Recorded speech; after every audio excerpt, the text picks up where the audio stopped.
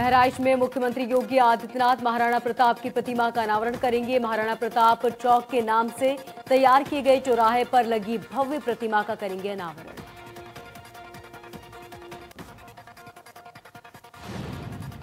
गोरखपुर शहीद अफकाक खां प्राणी उद्यान चिड़ियाघर का सीएम करेंगे उद्घाटन। मुख्यमंत्री चिड़ियाघर के प्रवेश द्वार पर रिमोट से उद्घाटन करेंगे। इसके बाद गोल्फ कार में सवार होकर चिड़ियाघर की सैर करेंगे। उसके साथ वन मंत्री द्वारा सिंह चौहान भी मौजूद रहेंगे। चिड़ियाघर घूमने के बाद सीएम जनता को संबोधित करेंगे। सीएम के कार्यक्रम में कोरोना संक्रमण को देखते हुए भीड़ पर कम प्रयास, फिर भी 10,000 लोगों के बैठने की व्यवस्था की गई। उद्घाटन के बाद चिड़ियाघर में आने वालों को प्रवेश दिया जाएगा।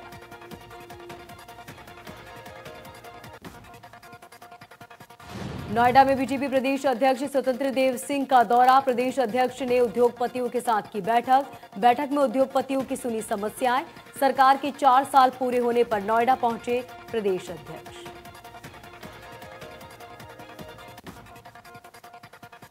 आज से शुरू हुई नामांकन पत्रों की बिक्री। पंचायत चुनाव के लिए नामांकन पत्रों की बिक्री। लखनऊ में 7 और 8 अप्रैल को होगा मतदान।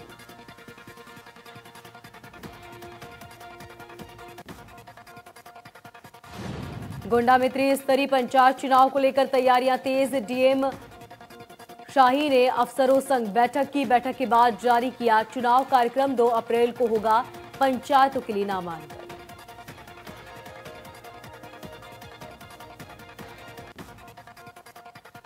पीएम मोदी की बांग्लादेश की यात्रा का दूसरा दिन आज मतुआ समुदाय के प्रतिनिधियों के साथ करेंगे संवाद।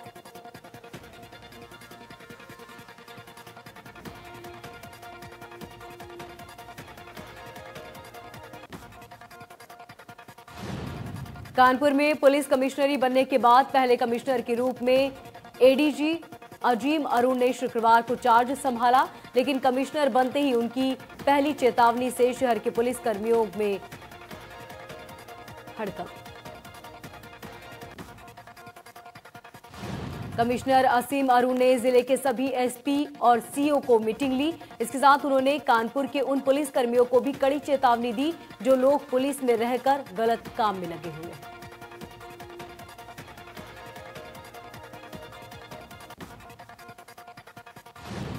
वाराणसी में विशाल भारत संस्थान एवं मुस्लिम महिला फाउंडेशन के संयुक्त तत्वाधान में गुलाबों और गुलालों वाली होली कार्यक्रम का आयोजन किया गया। इस दौरान मुस्लिम महिलाओं ने होली के गीत गाए और रंग गुलाल खेला। धर्म के नाम पर पूरी दुनिया को हिंसा की आग में झोंकने वाले इस्लामिक कट्टरपंथियों को मुस्लिम महिलाओं ने यह स्पष्ट बता दिया कि कोई भी भारतीय धर्म हो चाहे, लेकिन संस्कृति रूप से एक ही है। कानपुर में प्रेम प्रसंग को लेकर 2 पक्षों में हुआ विवाद। आपस में भिड़े दबंगों ने बेखौफ होकर चलाई गोली चलने से 2 युवक गंभीर रूप से घायल।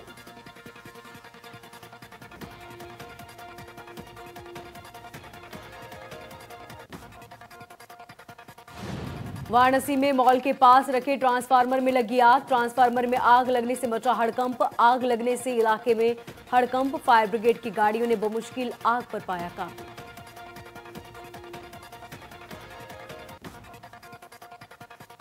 लखनऊ में 25,000 का इनामी कुख्यात बदमाश गिरफ्तार। बदमाश आनंद सिंह को एसटीएफ ने गिरफ्तार किया। सबाजीत हत्याकांड में आजीवन कारावास की मिली है सजा।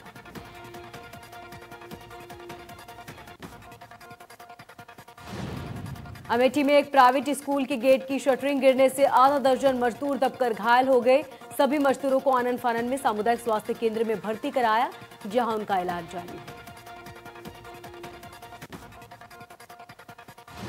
बुलंदशहर में दबंगों ने पत्रकार पर किया हमला। बीजेपी नेता के भतीजे ने की थी आत्महत्या की कोशिश। पुलिस के सामने पत्रकारों पर हुआ हमला।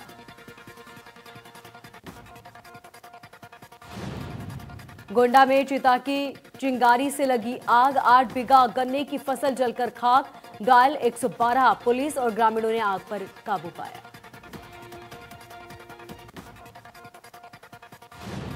धौरारा के लखीमपुर खेरी अज्ञात कारणों से लगी कई घरों में आग की चपेट में आए कई मकान। आग लगने से लाखों का सामान जलकर खाक।